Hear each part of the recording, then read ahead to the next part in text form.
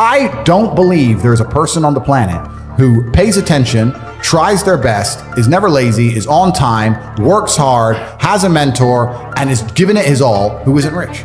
I don't believe it. I think that if you do all those things, you're rich. And if you don't have any money, you're missing one of those key elements. Now, you can fool yourself and you can fool everyone else and you can pretend you're doing them, but if you're truly honest with yourself, am I finding people who are trying to teach me what I want to know, and am I trying my best? And the answer is fucking no every time. Just even being around people with money is just a good place to be. I'll give you an example. I was in Romania and I have the largest car collection probably in Romania. I have 28 supercars, everything you can name. And I went to a town called Cluj-Napoca. It's on the border of Hungary. And I drove there in my Chiron and I parked up and a kid came up and he said, "Hey, can I take some photos of your car? I have a car spotting page." I was like, "Yeah, whatever, cool." And he goes, "Yeah, okay, I'll just be a few minutes to this." So he took a bunch of photos and he come up to me and goes, "Hey, do you want the photos?" And I was like, "Not really, I've already have photos." And he goes, "Oh yeah, okay. Well, if you want them, here's my email address." And I said to him, "Why do you do this? Like, you spend all day standing around taking photos of other people's cars. Is that not a waste of time?" I thought it was a waste of time, but I was wrong.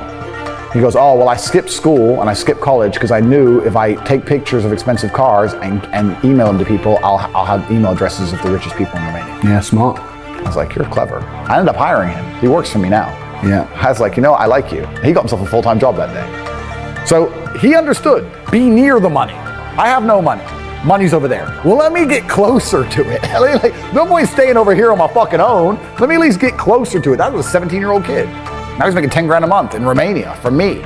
So like, at least being closer to it. So you're right. People should, even if they haven't got a penny in the world, should be going to these meetings about real estate, about investing, but especially if it's cheap, they should go. Just meet other people who at least have money. Have conversations about money. Talk about it. How are you going to get what you don't talk about? Okay. When I'm sitting there and saying to men, look, life as a man is shit. It's always been shit.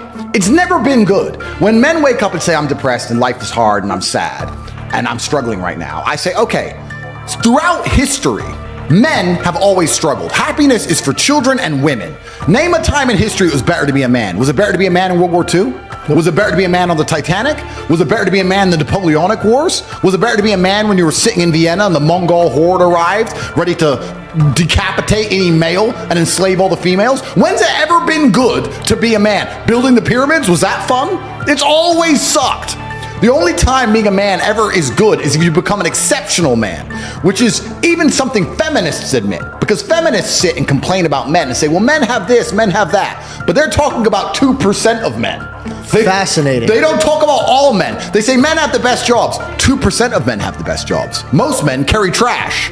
So you're talking crap. So everyone accepts that the best possible human experience that exists is the top 2% of men. Anything below that sucks as a man. You're better off being a chick. So what I say to men is, look, life's hard. It's always going to be hard. It's always going to suck. It always has. The only way to get out is to become excellent and perform at a level where your echelon is so high that you get to live this brand new experience. You need to become strong and smart and interesting and charismatic. You need to become rich, powerful, well-known, connected. You need to do it. But could all men do that? No. So, okay. But I have to tell them the truth. When people come along to me and say, my life's shit, and I look at them and go, yes. I think a lot of the problem with people, especially in the world today, is they misunderstand the difference between a dream and a plan. And nothing good in your life is ever going to happen by accident. If you see a guy in fantastic shape, you don't say, how'd you get in great shape? And he goes, it just happened. Oops, I just fell. No, he ate a specific way. He trained a specific time. He did specific things for a specific outcome. And it's the same with finances. And most people who are broke, if you say, do you want to be rich? Yeah, I want to be rich. How are you going to get rich? One day. I'll win the lottery. Yeah, dumb shit. You have no plan. You have no plan whatsoever. No actionable steps. No, you're not doing things daily. You're just hoping some point in the future, God's going to just dump it on your doorstep. Guess what? It ain't gonna fucking happen. And unless you have a plan, a specific plan, I'm sure you guys had you had a plan and you worked hard to get to your points. I had a plan. Everything was like, okay, today we have to do day after day after day until you get there. And this is what most people don't have because they're too arrogant or too lazy. I don't think it's stupid. I think most people, if you laid out a plan and they tried their very best and they were willing to learn, could do it. I don't think people are too stupid to make money. They're just too lazy or too arrogant to make money. That's the problem with people. A lot of people are obsessed with the idea of happiness. And especially as a man, I think that happiness can actually be a very destructive motivator. And when men sit and say, I want to be happy, I want to feel happy. To feel happy, a lot of the time, you're looking for temporary hedonism. To be happy, you want to get drunk or take drugs or do something stupid temporarily, and it's very short-lived. I think you should instead be looking as a man to say, I want to feel proud.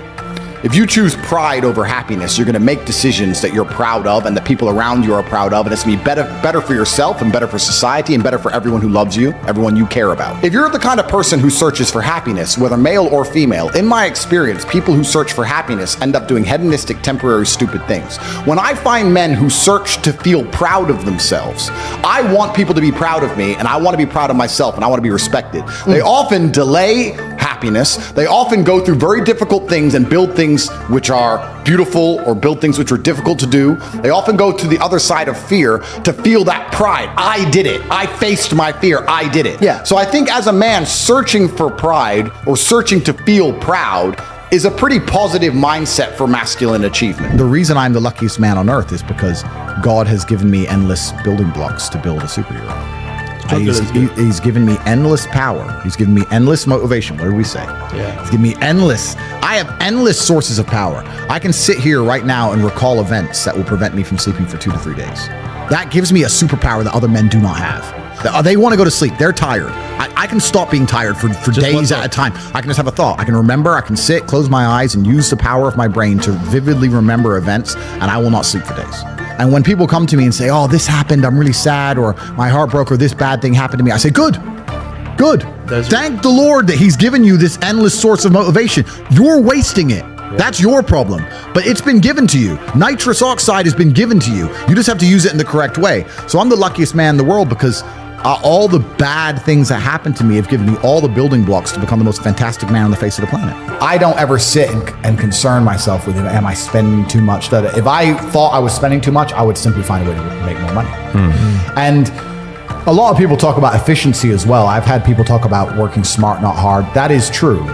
But I believe that you need to fill your day with all of the hard work first. I think that working smart is a matter of being more efficient with all the time you should spend working. If you sit there and go, I want to work smart, not hard, so I work an hour a day, well then you're still lazy. You should work smart and hard and do 15 smart hours a day. That's how you win. I was talking to a young guy the other day, and he was 22, I think, and he caught a crypto pump. He made like $4 million in the last bull run, and now all the coins have gone down, whatever. He sold some. He has like 1.5 million.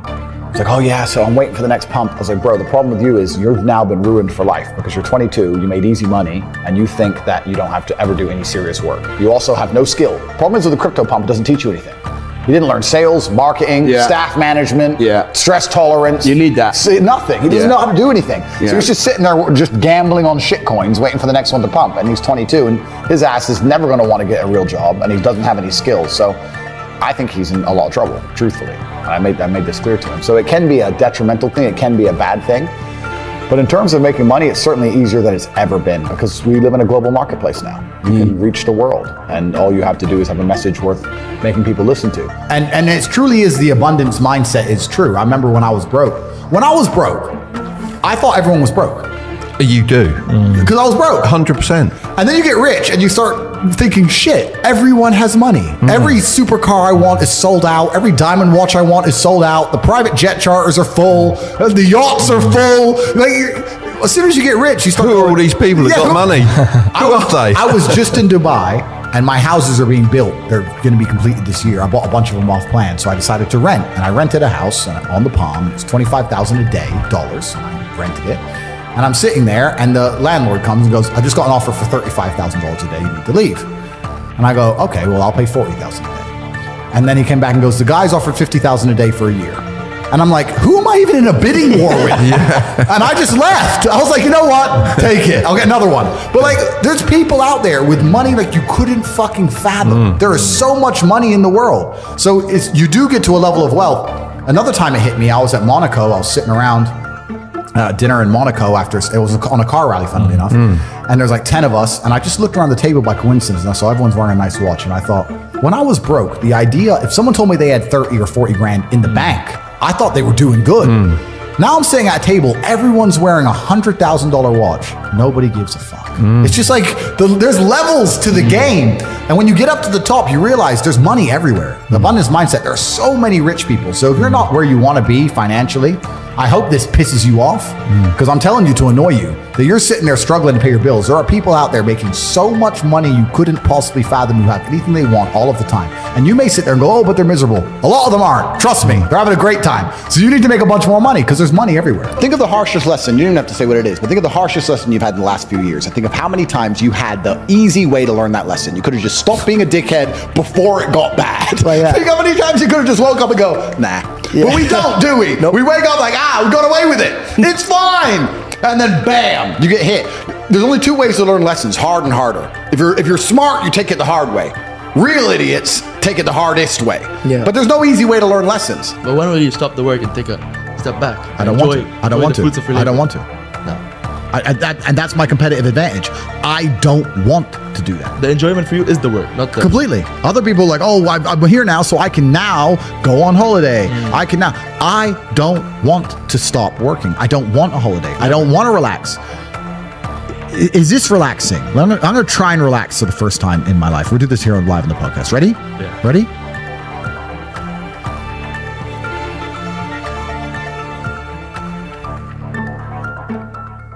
Am I supposed to want to do that? what was that? What was it? Like, what is that? Is that it? Is that the dream? Doing nothing. Is that the goal? Like, and if I'm not on my phone, my brain is preoccupied and anxious about what's happening on my phone. So it's better to just be on it. Like, I don't want to relax. I don't want to stop. Ain't no rest for the wicked. No, I don't want to stop. That's why nobody will ever beat me, because all these other people, they want to take time out of their life. They're working to relax. They're working to relax. I'm at the point now where I'd look at a beautiful woman and go, I could go on a date with her and she's absolutely gorgeous and perhaps we'll fall in love and it'll be great. But you know what? I'd rather work. I don't want to be off my phone. Yeah. I don't want to date girls. I just want to conquer the earth. I don't care about anything else. I know I've only reached 10% of what I can actually do. Let's go, bro. And that bothers me. And no matter how much money I'm making or how most Googled man alive, whatever, I can still identify the inefficiencies in my systems. I can still identify where more money could have been made. And money isn't that important, but like we said, money is a very simple way to measure success because it's numbers. Numbers are easy. Yeah. This number, that number. It's easy. What does a company do when it wants to measure the success of a company? It looks at the numbers. What does a YouTube channel do? It looks at the numbers. Numbers are easy. So if you're going to say, how do I be successful in life? Money's not everything, but it's a nice, easy way to measure because it's numbers. And then when you understand it's the time and energy of other people, you sit and go, okay, well, I have this large empire now and I have all these people who work for me and all these people I love and all these people I care about and all these children and all this going on. And the world is getting more and more messed up and everything's on a decline and everything's being destroyed and a certain number of people are going to become useless eaters, are going to be eradicated, and they're going to try and lock us all in our 15-minute cities for the climate or some garbage that's coming in no time. How do I combat and fight all of this and protect all the people I care about? Well, I need the time and energy of others. I need an army, so I need money. So you start waking up saying, okay, 1 billion is shit, Tristan. And he's like, Andrew, we're from a single mother household and our company got valued at $1.2 billion and you own 100% of it. No, we need at least 10. And then then I get mad. And my stress comes from the fact that I don't have enough. I said, bro, you see that? And he goes, yeah, what about it? I said, doesn't that piss you off? I must have been about 16. He goes, why? I said, this dude has 400 G's for a car, 400 grand. I'm walking 4 miles to college because my mom hasn't got any car. He has 400 grand. Do you think he works a job? Do you think he's fucking behind a counter somewhere? He knows something about the world that I don't know. Yeah. And they were like, well, he's rich. I'm like, yeah, I know. I didn't say he wasn't rich, dummy. I'm saying he knows something about the world I don't know. And I was intrigued and it angered me. I couldn't sleep for weeks. I was pissed off. Every time I saw somebody with genuine money, I understood that everything I was being told and taught and they were trying to make me believe just simply wasn't true. I was like, this is bullshit. None of these people are getting these things by following the path that the system is trying to make me follow. Yeah. Nobody, and everybody intrinsically knows this. If you go to if you're at a BP, you're at a petrol station, and I pull up in my Lamborghini, nobody goes, wow, he went to school. Yeah. He studied hard. Right. Do they fuck? They're like drug dealer, gangster. And they do that because they know that the easiest way to amass wealth is to break the rules, because the rules are not designed to allow most people to make money. You can make money within the rules, of course you can. But most people don't. Most people who follow the path, work, consume, die. That's it. Yeah. So I always knew the same thing as you, and I knew there had to be another way. I knew that just working for money was a paradigm that wasn't true. And then you understand making your money work for you, and you understand delinking your time from money. You start learning to understand these things, but eventually you build a system, and you build an ecosystem like me. I have 60 or 70 people work for me all around the world. And things just happen and money just kind of appears as long as everything's well organized. And life really doesn't have to be that complicated. When you see somebody that has something you want, you just got to try and work out how they got it. Yeah. And that's the missing part. Most people see people with things they want and they don't do the second half. They don't try and work out how they got that thing. Oh, my man has a Ferrari. Okay. I wish I had a Ferrari. Okay. They don't sit there and go for an hour. How did he get a Ferrari? It doesn't cross that part is the part they don't want to do, right? They just go, oh, here's a Ferrari, wish I had a Ferrari, and they go back to TV. Yeah. And that's why they lose. If you don't want to buy a jet and you don't want to buy a yacht, you're never going to need more than $20 million, really, because there's nothing to buy. And you can rent the yacht and the jet. You can charter yachts, you can charter jets, which is probably smarter anyway. I had a jet, I owned one for a few months, and I sold it. And the reason I'll never buy a jet again. They can track it. All these on Twitter are tracking them. That's Top what- G's jet. I'm not having it tracked. Bernard Arnault, the LVMH guy, he just sold it now. Because I don't want everyone knowing where I am all the time. You can buy a nice house in most places on the planet. You can buy 2 or 3 cars. You can buy some diamond watches. You can buy some nice clothes. And that's all there is to buy. What's actually kind of amazing to me is when I was poor, I thought, if I got rich, I'd buy all this stuff. And now I'm rich and I can buy anything I want. And there's nothing to buy. There's nothing to buy. Clothes, I already have too many. My wardrobe's completely full head to toe. Don't wear most of them. Diamond watches, you get 10. How many do you really need? Cars, I have 28. I drive like 4 of them. Like, what's there to buy? Coffee, dinner.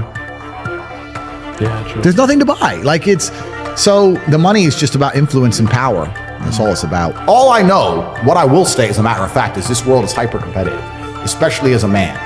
Most men are walking through life and they don't realize that it's constant competition. And this is my point. If the world is truly that competitive, you do not have time to be depressed because it's a non-competitive mind state. You could be depressed for X, Y, Z, whatever. I'm not depressed. And I want the money you want, and I want the girl you want, and I want the status you want, and the car you want, and the house you want. And I'm gonna get it, and you're fucking not. You're playing a game, and it's a competitive game, and you need to build a mindset that allows you to be ultra competitive. And if you want to sit there and say, no, I want a non-competitive mindset, then fine. You know what you call people who do not win competitions? Losers. Correct. Yeah, I think I had the best possible upbringing a person can have, which is good parents and no money. I didn't get famous or rich young, which I also thank the Lord for. I think a lot of these people who get famous online quite early, I think they miss out a lot of life. It's not real life. It's not real life. It's not real life. No, I had real jobs and I did real things and I was really broke and I was really on the bus and really trying to pay rent and doing real stuff for a long time. I always say I'm not rich. I'm a poor man with a lot of money. I always used to say that. And I don't want to brag or anything, but just because I get asked this question a lot. I've been extremely successful. I have hundreds of millions of dollars. In fact, I think our last valuation across everything we own we're almost at B now. So we're doing very, very, I'm a billionaire. Top G's a billionaire. So we're doing extremely well. That's the first thing. The second thing, it's great that you say that because I completely agree. Because if you're born with everything, if you're born with all this money, that you have no aspiration, nothing to actually grasp onto and trying to achieve, then money doesn't make you happy. But then you can analyze this from another angle, right? We were just talking earlier, we can always pivot back to who the matrix are, who's in charge. So let me ask you. Do you have somebody that Well, let me ask you a question. Okay, go ahead. If you're born into a dynasty, let's say a banking dynasty, and you're born a billionaire, and you have everything you've ever wanted ever, and money has absolutely no value at all, and a brand new Ferrari doesn't mean a thing. You could buy one every 10 minutes for the rest of your life. And money doesn't make you happy. What's the one thing that's going to make you happy? Controlling others. Controlling others. Power. Yeah. Ego. So then you sit there and start looking at things. Because and going, games become real. Absolutely. So now you're like, okay, well, money doesn't satisfy me. What makes me feel important? Especially if you're going to add in. Let's add in another angle to it. Let's imagine you falsely believe, because it is falsely, that you're somehow genetically better than others. You're from this lineage. You're better than the other people. And the other people, the serfs and peasants, are struggling for money, and you have unlimited money because you're so smart and your family's always been so smart. You'll have haughty eyes. Yeah. So then you're going to sit there and go, well, why did they make people put on a mask when they walked in the restaurant and take the mask off to eat and then put it on to go to the toilet and then take it off to eat and then put it back on? Because I have a I'll tell you why, because it's funny. You think it's just because it's funny? Because it's an ego. Because it's ego. I thought it was the test to see how far they could push something. Compliance tests. Yeah. Which is the same thing. So when you really understand that people who are in charge of the world are completely, like you said, broken, There are broken people. Money can't satisfy them. People said, I keep referencing COVID, and I do that because it was something tangible that everybody lived through. That's a very easy one to reference. This is actually, it's a bad thing that could work in your favor because now they could relate to you. Yeah. If you're in a gas station and it's 3 a.m. and a Lambo pulls up and a guy gets out of it, you're thinking criminal, drug dealer, gangster. Yeah. You're not thinking, he has a uni degree. Because you're not going to think that. So when you see money, people don't even associate the money they see with university. But then they go, I want to make money, so I go to university. It doesn't make sense.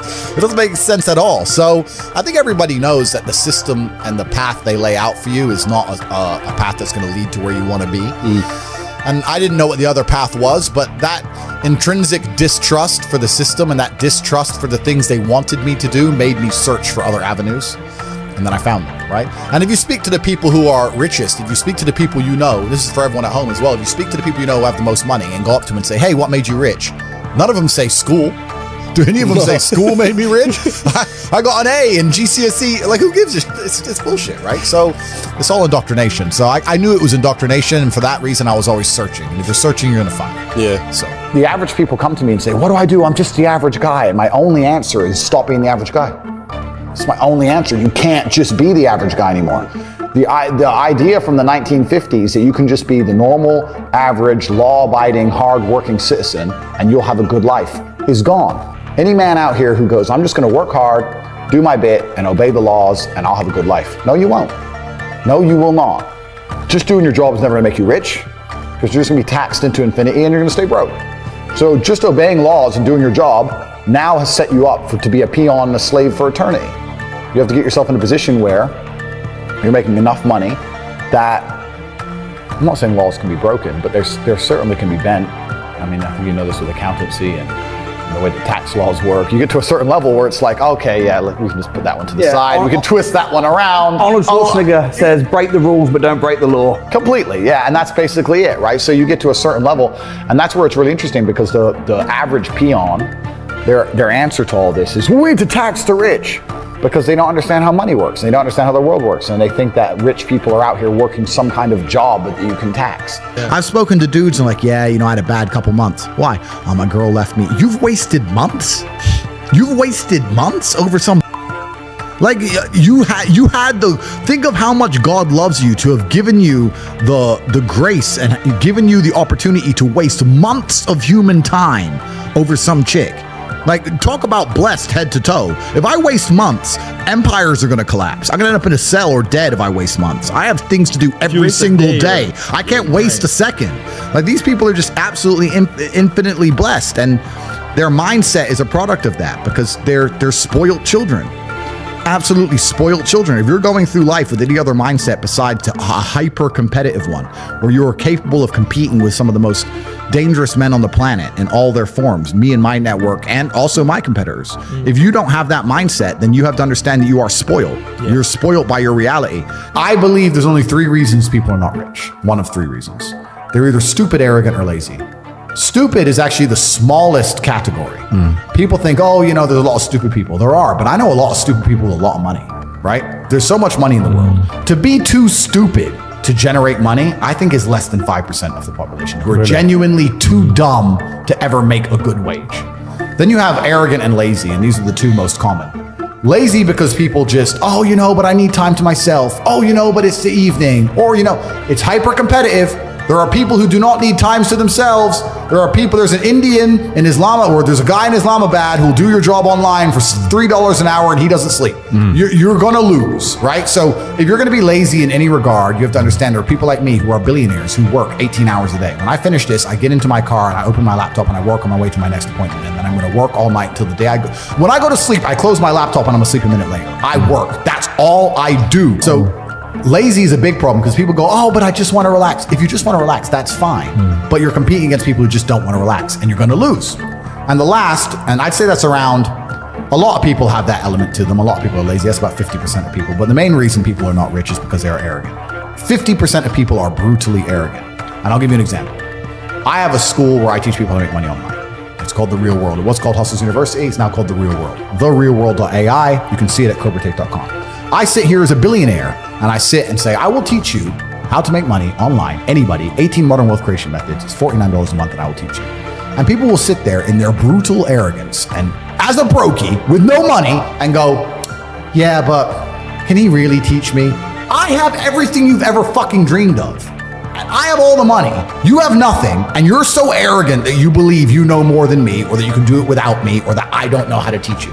The arrogance of people is truly mind-bending. If you know so much, why are you broke? You obviously don't know. If I want to learn how to box, I wouldn't walk into a boxing gym, find a guy who can box and go, yeah, you know, not bad, but can he really punch? Like, this is how people think when it comes to money. You guys are all successful enough. You can sit there and say, look, I do X, Y, Z. I have X, Y, Z. You don't have it. So do you want to learn how to play piano from the piano teacher, or do you want to sit there as an arrogant brokey? Most people are brutally arrogant. And you can sit there and you can try and help them, and they're just so arrogant. They think, oh, I can do it myself, or I'll work it out myself. I don't need help. And it's arrogance, and it keeps them at the bottom. Everything great that's happened to me in my life, someone taught me. I had a kickboxing coach.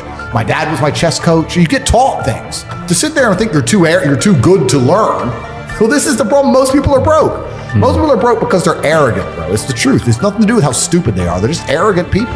You know what's a fantastic motivator for men? Shame. I'm telling you now, it works. Shame. If I'm around my house and someone was getting fat and all of us would go, you're a fat fuck, what are you eating that for? I guarantee they'd train. Shame works with men.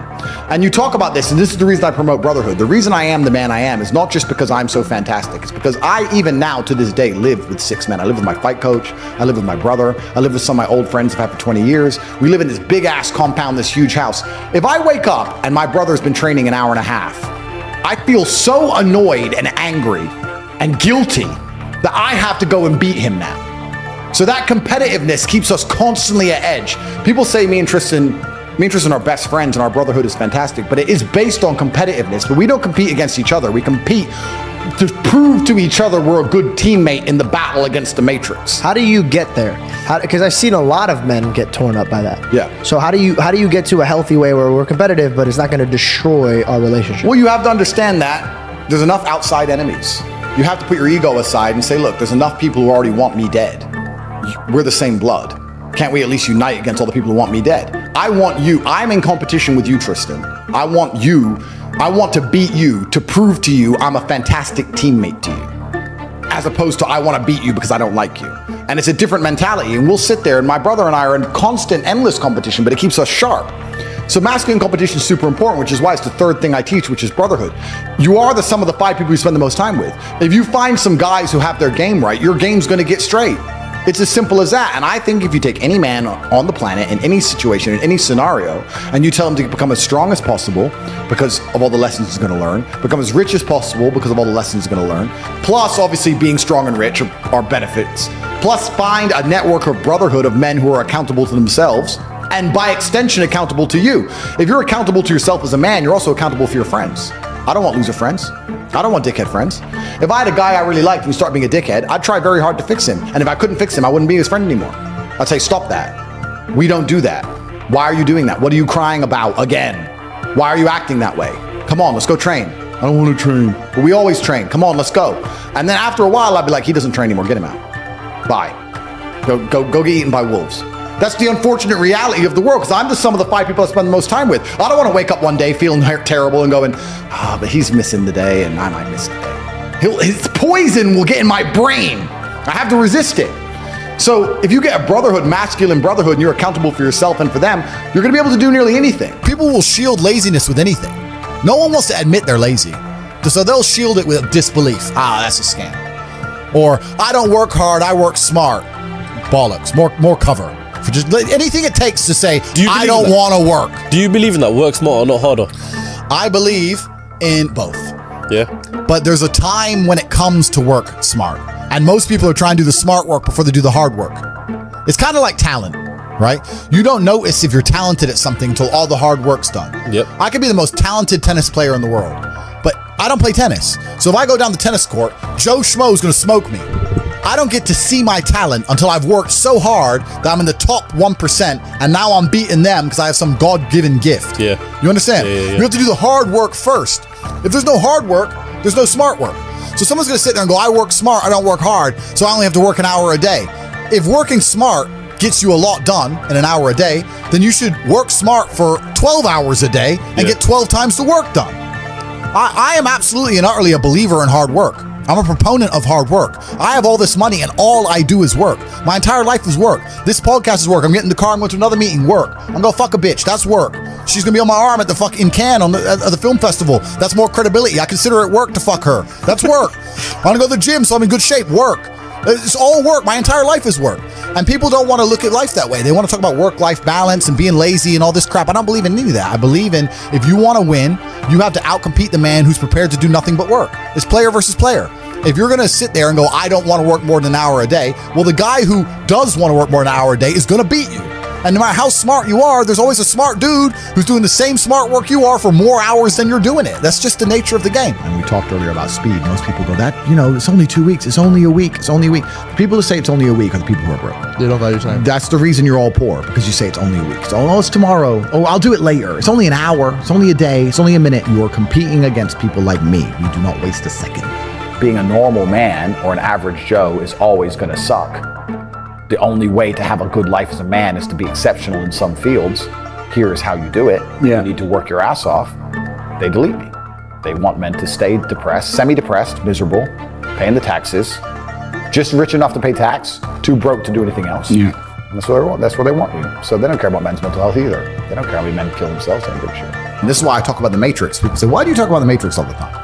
And I say there are people who are living right now in a computer-generated reality. If you believe everything you're watching on the news, you are believing a complete false version of reality. And the idea of that reality is to keep your brain occupied enough so that you continue to do a shit job for shit wages and pay your taxes until you die. That's exactly that's the plot of the Matrix movie. They are abusing your body and controlling your mind so that your body will sit there and do what they need it to do until you're no longer useful anymore. And that's exactly what's happening. And another question I get is people ask me why I'm so interested in this fight against the Matrix. And I try and explain to people that I believe this fight cannot be avoided. I think you're either combating the Matrix and fighting against the garbage they're telling you, or you're believing it. And if you believe it, then you end up fighting against yourself. You end up fighting against your own mind. You can't avoid the battle. If you're a full-grown man and you believe everything that's on the news, you're going to end up fucking semi-depressed, divorced, miserable, broke. Like your life's shit anyway. There's no way to escape this fight. You're either buying their crap and fighting against your mind, or you're fighting against their crap. There's no other way to do it. I've never met somebody with a fantastic life who did not completely and utterly believe in themselves. I've never seen somebody massively succeed and they didn't believe in themselves, ever.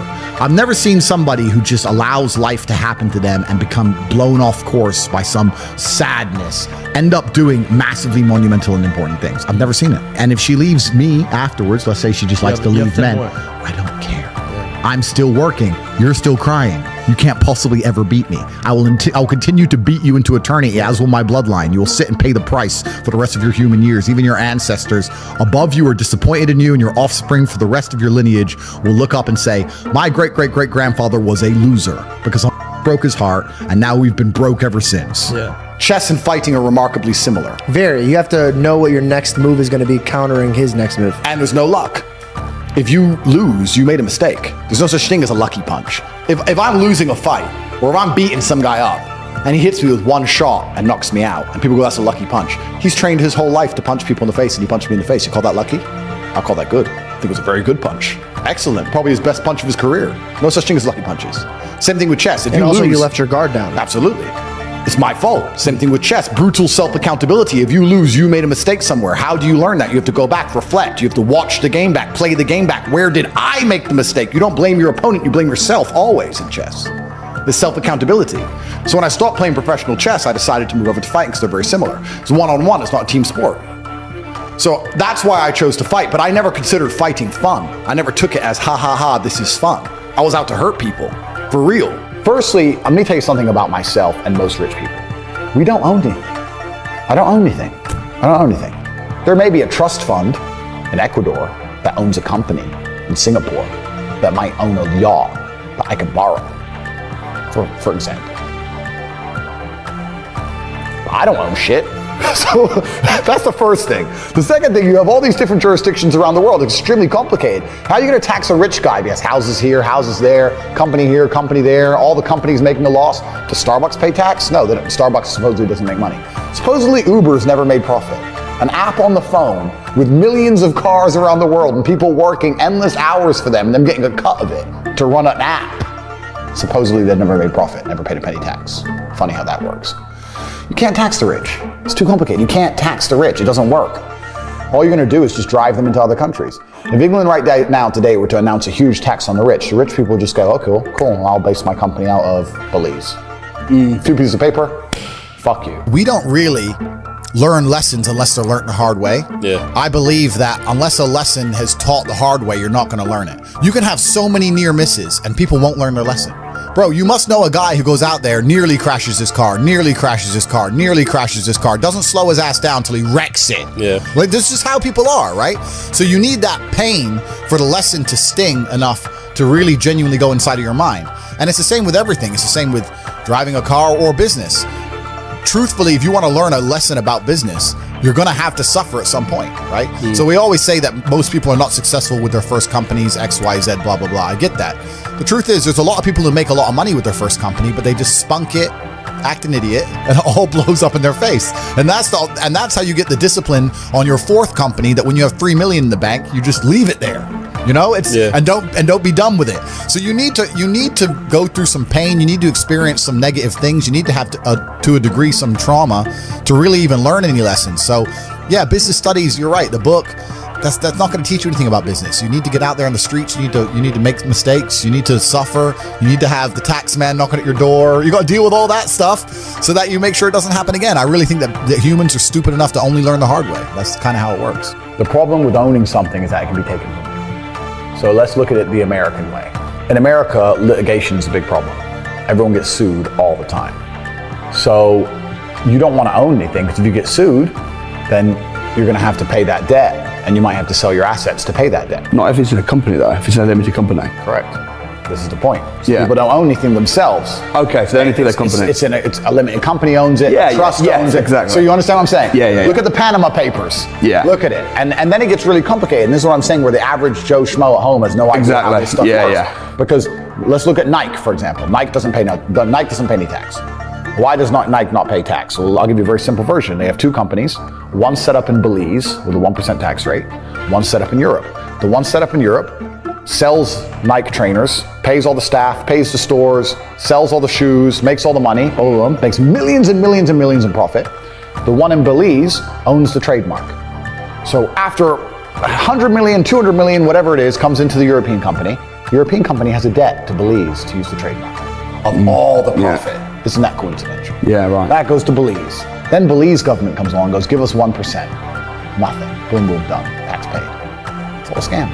It's all a lie. It's all a scam. The person who get fucked, it's always the same. It's the guy in the middle. Yeah. The guy in the middle is going to get wrecked. It makes me laugh when they talk about, we're going to increase taxes, da-da-da. When they talk about increases taxes, they're not trying to chase down the billionaire on his yacht, because they can't. They're trying to chase down the guy with an address, who can't move, can't leave. He has a mortgage debt, 2 kids and a dog, living somewhere in Sunderland, and he's stuck there. I walk in a gas station, put a mask on. No, I won't serve you. Okay, is the gas free? Because I've filled up. So you're gonna take my money, or I'm gonna have free gas? No, you have to pay. Well, then fucking serve me, dummy. Put a mask on. No, it's just some stupid thing. In the end, they take my money. It was a big waste of everybody's time. And I'd say to them, bro, you're earning 700 pounds a month, working for a corporation that wouldn't give a fuck about you if you got stage 5 cancer. Why do you care? If I worked in BP and someone walked into my gas station and decided to start a fire in the corner and barbecue some sausages, I wouldn't give a I'd be like, please stop, bro. Whatever. Like, why do these people, they're so fervently passionate about the rules of the BP station? But do we you're need a fucking people? slave in your mind. Do we need slaves though? Because Yes, we obviously do. we need people to work and do those jobs that obviously the free people can't do. And this is the full circle realization when you get to the point where, as frustrating as it was, you need this slave class of people who buy bullshit so that I don't have to do bullshit stuff, which is great. But usually the bullshit people can't tell me what to do. It's only during COVID they were allowed, and now that's all over. They can't tell me what to do anymore, so it's fine. But if you're, and not everybody's mind can be free, because in society it would break down, but of course some people's minds are designed for freedom and some people's aren't. But it's amazing when you're talking to the slave mind, trying to get through to them. You have two choices. Either you understand what's happening in the world today and you're on the side of good and you're fighting against the Matrix, or you've accepted all the Matrix programming to pretend that there is no battle, and then by extension you're going to end up fighting against your own mind. And you're going to be in a fight either way. Your mind's either right and you're fighting externally against the enemy, or you've accepted the matrix programming and you're sitting there fighting against your own depression, your own anxiety, fighting against your own struggles inside of yourself. You're going to fight anyway. There is no way to avoid this. So you have to make a decision. Do you want to have control of your own mind and control of yourself and fight for God and fight on the side of good against evil? Or do you want to accept the evil programming, fall down a hole of degeneracy and fight against yourself and self-destruct and implode? That's your choice to make. But I think the intelligent choice is to fight against evil. But also, life teaches you a lot. And I think a lot of people are not very self-reflective of their own lives. I don't think you can read a book and that's great. But I think if you're living an interesting life, if you were to take half an hour a day to actually sit and go, okay, what good has happened to me today and what bad has happened to me today? Why have those things happened and how can I prevent them from happening again? Most people don't, that kind of crap doesn't even cross their minds. Like every day I will sit at the end of the day and go, what bad has happened to me today? How did that happen? Did I get caught slipping was I on the street and some guys come up to me and it could have been a dangerous situation? Like, how could I genuinely have improved my reality? And you can self-reflect and teach yourself everything. But that's total ownership of your life, isn't it? But you have to have. A lot of people don't. You have to have ownership of everything good that's ever happened to you and everything bad that's ever happened to you. I have complete ownership for the fact I was canceled. I don't sit there and go, oh, they're lying about me. Yes, they're lying, but I still own it completely. They're lying about me and they're talking shit, but I own it and I took responsibility for it and I sat there and I took absolute accountability and I thought, okay, how can I turn this in my favor? And I beat them. If I'm walking down the street and it starts to rain, I take responsibility for that. I didn't have to be in rainy London. I could have been somewhere else. I could have brought an umbrella. Could have took a car. I am responsible for getting wet in the rain. And there's people out here who just don't take any responsibility for their own actions, let alone the weather. If you take complete self-accountability and you self-reflect, you can learn a whole bunch about life. But could you not just say that it's raining, this is unfortunate? No, but that's what losers do. It's raining. I'm unlucky. You gotta tell them. No, but that's what they'll say. I got wet because it rained, not my fault. Whereas I'll say I got wet because I did not prepare for the rain. As the world gets more messed up, which it is, people are going to learn some very abrasive, harsh lessons. And sometimes when you've gone through a very harsh lesson, to be given a solution which isn't harsh, you're not going to believe it. To be given a harsh solution makes you feel like, okay, this guy knows exactly what he's talking about. As a man, your life is supposed to be shit. My argument to this is people go, oh, I don't feel good. I say, good. Your life as a man is going to be terrible the entire time. Who told you at any point, I don't know what the Bible says, I haven't read it cover to cover like I've read the Quran, but I don't think the Bible says you're supposed to be happy all of the time. I think follow your passion is also a terrible piece of advice. Yeah. Yeah. People say, hey man, you need to find what you're passionate about and do that. And what they're trying to say is only do what you like because you have no motivation to do anything else. And motivation in and of itself is a scam. I don't believe in motivation. I believe in discipline.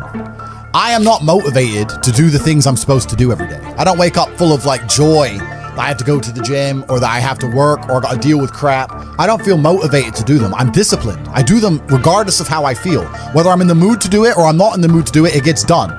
That's discipline. Discipline's a real thing. Motivation is fleeting. Yeah. You're never going to be permanently motivated.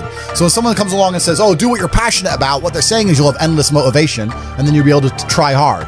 If you're the kind of person who can only try hard at something he enjoys, then you're going to fail. Because most things you enjoy don't pay any money. If they paid money, you wouldn't enjoy them.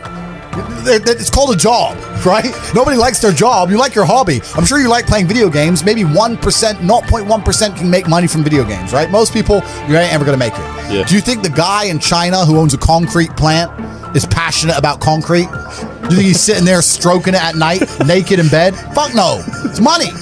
Be passionate about success. If you're passionate about money, then you can be passionate about anything. I'll be passionate about any business on earth that pays me. If you pay me $1 billion to dig that hole, I'll be very passionate about that hole. I will dig that hole with passion for the cash. Yeah, because you know the cash. For the money. Yeah. That's right. So when people come along and say, oh, you need to find something you're passionate about, follow your passion. Bro, you're going to follow your passion to the fucking food bank. You're never going to make any money that way. You have to sit there and go, what is going to pay me? It's not about detaching yourself from your emotions. I feel every single emotion. It's just about using them. It's using them all in a positive direction. Yeah. If I feel extremely happy and excited, I'm going to use that as motivation or energy to do amazing things and do good and work hard. If I feel absolutely depressed and distraught, I'm going to use that as endless energy and motivation to do amazing things and work hard. It doesn't matter what you give me. Energy cannot be destroyed. It can only be converted and transferred. It doesn't matter what fuel you give me. If you give me diesel, petrol, kerosene, vodka, doesn't matter what you put inside of my engine. Hard work is going to come out. Absolutely. Success. That's all I know how to do. Yeah. That's all I know how to do. It doesn't matter what fuel you put in my engine. My engine only knows how to do one thing, and that is succeed. That's all I know how to do. Yeah. So it doesn't matter what you feed me with. I'm going to be massively successful regardless. When I was broke, when I was on a council estate in Luton, I thought everyone was poor. And now that I have money, it kind of feels like everyone's rich. I go to buy a plane and they're like, no, I'm sold out. I thought you fucking sold out of planes? I go to buy a Bugatti and they're like, sold out. I'm like, all the shit. Who are these people? Yeah, everyone's bought everything. Like, and it's crazy how many people out there have such ridiculous sums of money, truly ridiculous sums of money. There are so many rich people in the world, and it's kind of like your reality is based on, it's the Matrix, right? If you're broke, everyone's broke. If you're rich, everyone's rich. And a lot of people have this separation. I was lucky to live in both worlds, but a lot of people have this separation. Yeah. So I've had this conversation with a bunch of people, and my basic premise is that I refuse to believe in things that take power away from me. If you are in a haunted house and you believe in ghosts, you're scared of the haunted house. If you're in a haunted house and you don't believe in ghosts, you're just in a house and you don't care. So I don't like the idea when someone explains to me the idea of one day waking up and being miserable and not wanting to live anymore, and it's nothing to do with my circumstances and I have no power over it, and no matter how good my life is, I'm still gonna feel terrible and I'm gonna wanna die. That's not an idea I subscribe to. That's not a reality I'm ever gonna want. But that's for a myself. reactive depression, isn't it? You can be reactive depressed for the day, for example, or Feeling for a while. Or even chronically, you know? Feeling depressed is real. Yeah. Depression as a disease, I do not subscribe to. The idea, I believe, that if you feel depressed, something is depressing you, and you should try your best to fix it. You should take control of your life and do your best to fix it. The idea, but they don't say that. They don't talk that. They say depression like it's this magic thing that comes out the sky and it gets in your brain, and you're sad no matter what, and there's nothing you can do about it, and you need to only take pills. And I think that's a very bad way to look at the world, and that's a bad idea to subscribe to. And if you start to feel depressed, let's say your girl leaves you and you start to feel depressed, but you believe in the idea of depression, you're now going to start diagnosing yourself as clinically depressed, self-hypnosing yourself into hypnotizing yourself into being clinically depressed. And it's amazing how you can speak things into existence. I cannot become depressed because I don't believe in it. I think we're here to struggle and to learn. I don't think we're here to be happy. That's why when we keep going back to the happy argument, I've always found that kind of frustrating and annoying. When someone goes, oh, but I want to be happy. Why? Why? Why do you want to sit there and laugh like you were happy your entire childhood? That's your happy days. You're allowed to be happy as a kid. It's all over now, right? You're a man. You have responsibilities. I think we're here to do important. Provide, protect, and we're also here to do important things. And important things are going to be difficult, and they're going to be hard, and you're going to get frustrated. But that's what gives you purpose. I don't see anyone who's chasing happiness. I think that's a very feminine frame. I understand why some women just want to be happy. I don't know how it feels to be a girl because I'm not one. But in my experience, I know women who just want to be happy. Yeah. Girls just want to have fun. Yeah. Fine. But you're a man, right? And if you're a man, then it's absolutely an utterly different experience of life. I think we're here to struggle. I think we're here to endure pain. Yeah. I think we're here to just see how hard we are to kill. I think that going through terrible things and living through them and coming out the other side is one of the most fantastic things about being human. I think that it's almost like once you understand what life is really about, there's no emotion which isn't enjoyable. The only emotional state which can be seen as detrimental is feeling nothing at all. But if you're sitting at home and you're feeling truly heartbroken, at least you're feeling something, right? And I think that's the whole part of being human. I think we're here to struggle. I think we're here to go through pain. That's so I wake up each day and go, what can I attack? What problem can I solve? And look at history. Why did Genghis Khan wake up and want to conquer the whole world? Why did Napoleon conquer the world? Why did Alexander the Great conquer the world? You just wake up and just say, give me this, give me that. I want all of it. I need to, there's an army there, they're really big. We're better. It's intrinsic. Yeah. You need to go and conquer. That's the purpose of life. I think the world is a violent place.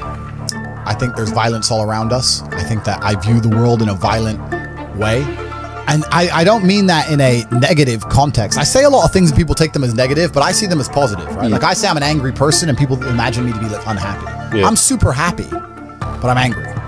Angry is motivating to me. You can't sleep if you're angry, so you better work, right? So I'm an angry guy, but I'm a happy guy. And I see the world as a violent place. I've always seen it as a violent place. If most people look at a tree, they see a beautiful tree, right? If I look at a big, strong, beautiful tree, I think he must have fucked up every other little sapling around him. He took all the water, took all the nutrients, he destroyed them all. There was once 20 trees, and all 19 are dead. And I got one tree left, the big G, top G tree. Not one. Top tree. Tate. That's it. That's violence. Violence got him there, right? He destroyed his enemy. That's how he got to the top. You see a beautiful tree, I see violence. You understand? And that's the true nature of the universe. You have to learn that you have to take things from other people, and by taking it, I'm not saying go rob a bank. I'm not saying that. I'm saying completely the opposite. You can be a philanthropist. I'm taking money from everyone inside of Hate You, but I'm changing their lives. It's a good thing. You can take money in a positive way. Most people don't look at life that way. And when you look at life that way, you need to start identifying. One of the things we teach inside of Hate You is to identify every single time your money is taken from you. The only thing I will say I don't like about being banned is that you get 3 lives when you attack powerful people. They first ban you and try and shut you up. Secondly, they'll put you in jail for something you didn't do. And thirdly, they'll kill you.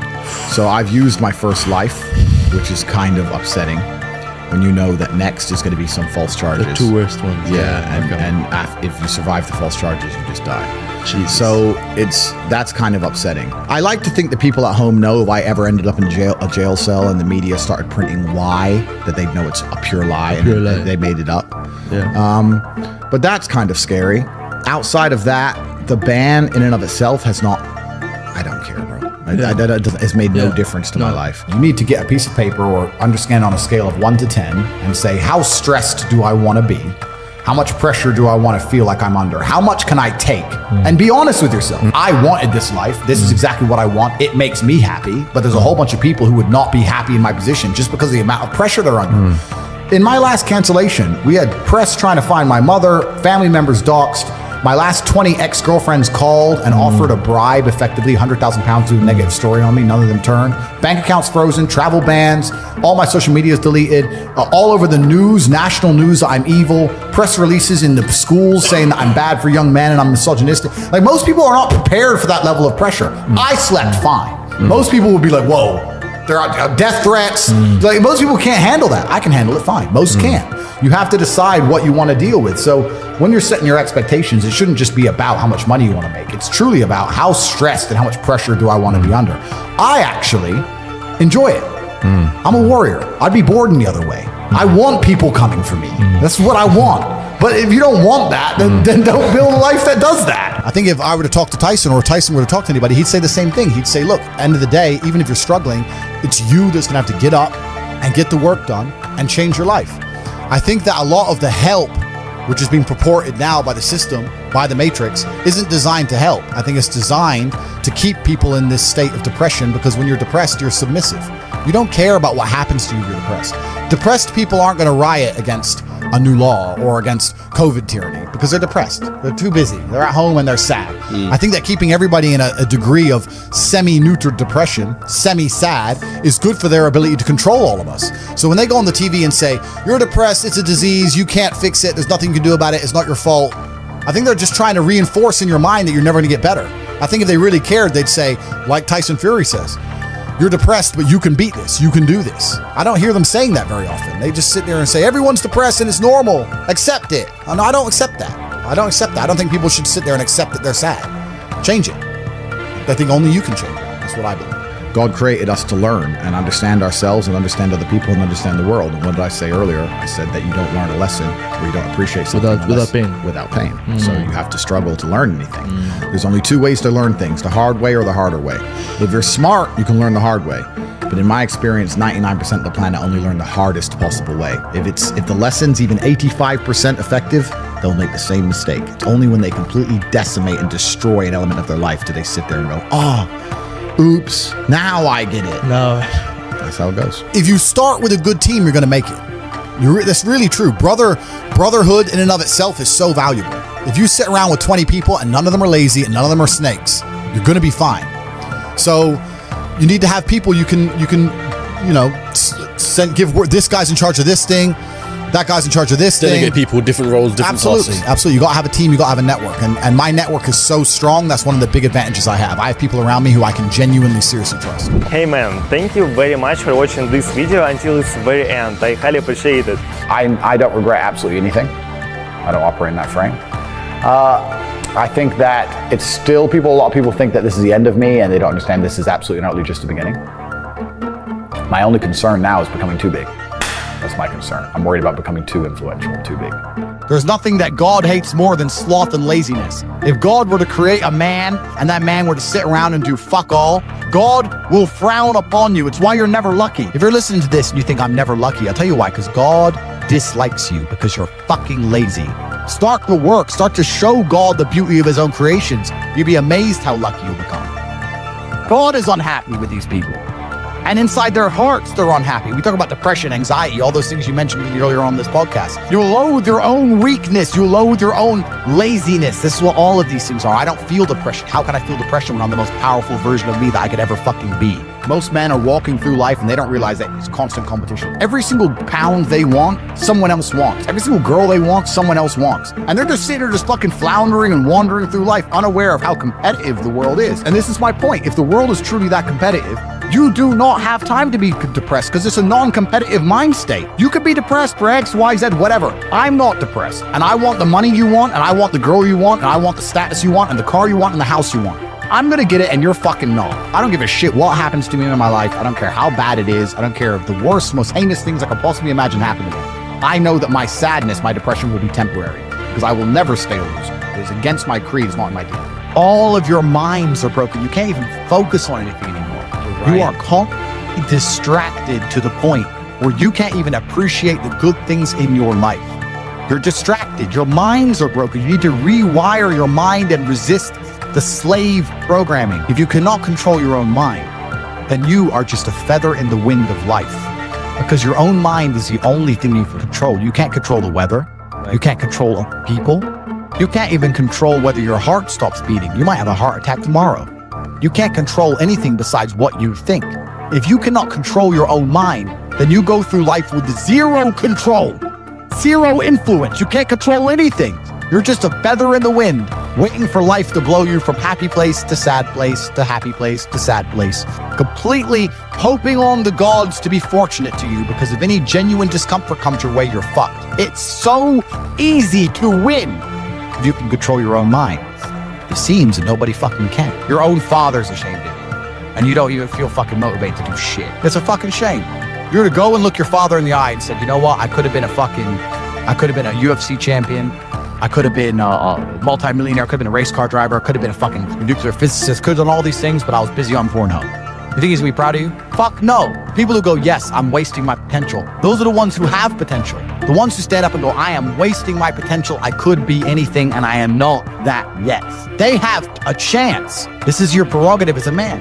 You need to be instilled with a sense of duty to your bloodline. You must want it. You need to want it deep inside your soul. I can't die as anything less than emperor. As a man, if you don't make yourself valuable, you have no value. You have to get up and do it.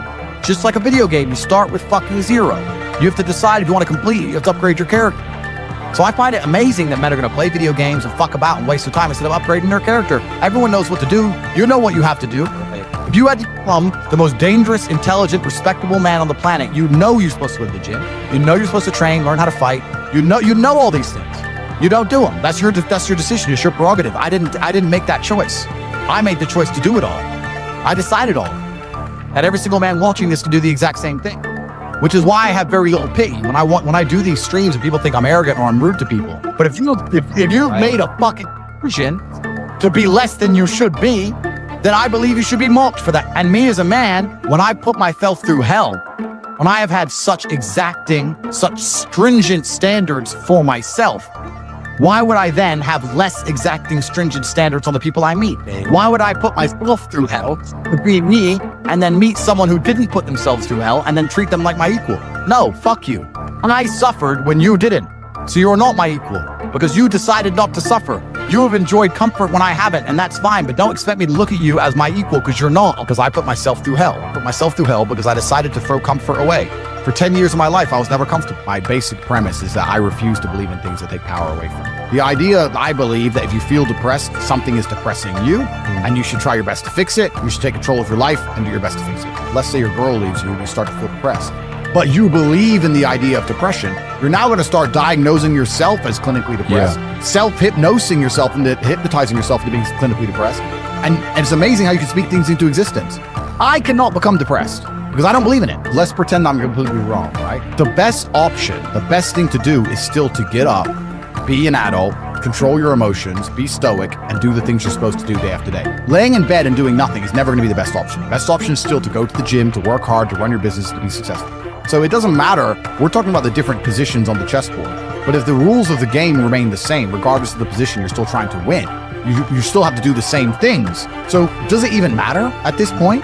If you come along and say he's depressed because of X and he's depressed because of Y and he's depressed because of Z, and the answer to all of them is still the same thing, then I don't give a fuck why you're depressed. Yeah, well, what I'm saying is you're playing a game and it's a competitive game, and you need to build a mindset that allows you to be ultra competitive. If you want to sit there and say, no, I want a non-competitive mindset, then fine. You know what you call people who do not win competitions? Losers. Correct. It's just a bottom line of life. And it's kind of interesting because everyone pretends they give a fuck, but nobody does. Especially women. Women truly don't give a fuck. If you ask a woman the kind of man she wants, she will never say depressed or sad. Ever. She wants a man who is ultra capable, ultra competent. They want someone who is fun and spontaneous and charismatic and successful. They don't have time for sad dudes. They don't care. So the world doesn't care. The world has never given a shit about sad men. So if you're going to sit there and self-diagnose yourself as a sad man, you're going to have a shit life and nobody's ever going to give a fuck, and you're going to perpetually lose forever. And that is your decision. I am so scared of being that person.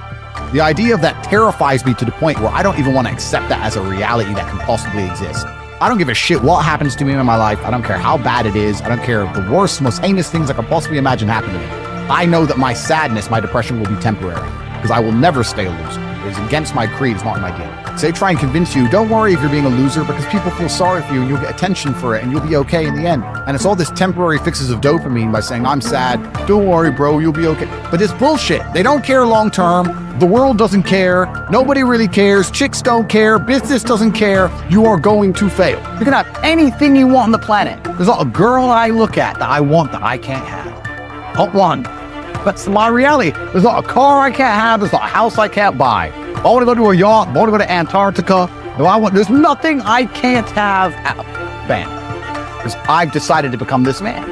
It's the same for absolutely every single one of you at home. If you actually try and you actually want it and you're actually not making excuses, lying, talking shit, you're going to get what you want. So when I see people who don't have what they want, I consider them losers. And this may be elitist, I understand that. But if I put myself through endless pain to end up where I am, it's very hard for me to have sympathy on the man who's afraid of pain. You're avoiding pain. I've been through endless. I now have everything I've ever desired. You have none of the things you desire. Am I supposed to feel sorry for you? Because you took the easy way out? Am I supposed to look at you and go, oh, poor dude? No, you were a fucking coward. You didn't go through the shit I went through. You didn't put it on the line. So you deserve your substandard reality. That's what you deserve. You're a fucking loser. Because if you actually wanted it and you actually tried, you'd have it. You could have anything you want. Universe is super giving. If you want it, you can have it. If you're sitting there saying, oh, but I tried my best and I still didn't get it, you're lying. You didn't try your best. That is a fucking lie. The universe gives it to everybody who genuinely tries. And I know that to be a fact because this world's competitive. We're all competing against each other. And the majority of people don't try.